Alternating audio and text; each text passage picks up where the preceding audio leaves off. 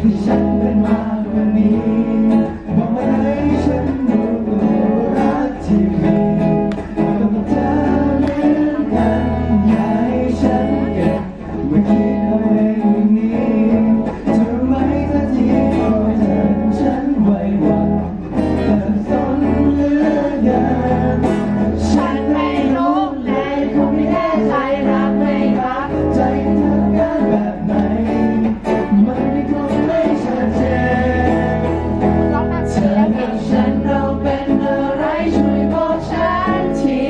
อยากรู้สายตาที่เธอมีให้กันหมายความว่าอะไรเป็นแค่เพียงอารมณ์อ่อนไหวที่เขาหา